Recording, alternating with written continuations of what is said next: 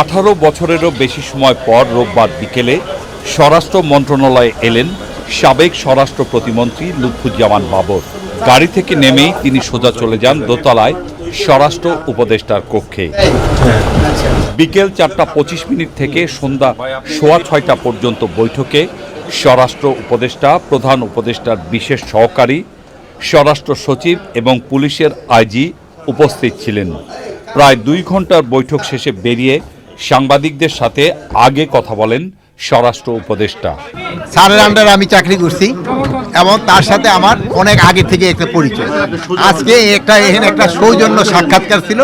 আমরা এই সৌজন্য সাক্ষাৎকারে আমরা বিভিন্ন ধরনের কথাবার্তা, আমাকে পারিবারিক লেভেল, অন্যান্য লেভেল, এগুলি আমরা আলোচনা করছি। সাংবাদিকরা সাবেক স্বরাষ্ট্র প্রতিমন্ত্রীর কাছে জানতে চান বৈঠক প্রসঙ্গে।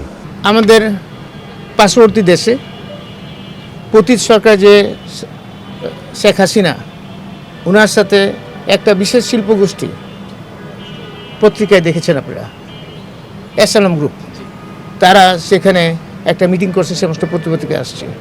সেটা মিটিংয়ের উদ্দেশ্য ছিল বাংলাদেশের নির্বাচন বানচাল করা, নির্বাচনের বিভিন্ন সহিংস ঘটনা ঘটানো।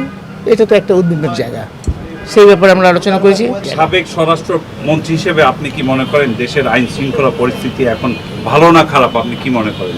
আমি এটুকুই বলবো না, ভালো করার যথেষ্ট চেষ্টা করছেন, আন্তরিকতা কোনো কমতি। শাপলা টেলিভিশন, দেশীয় ঐতিহ্যের ধারক।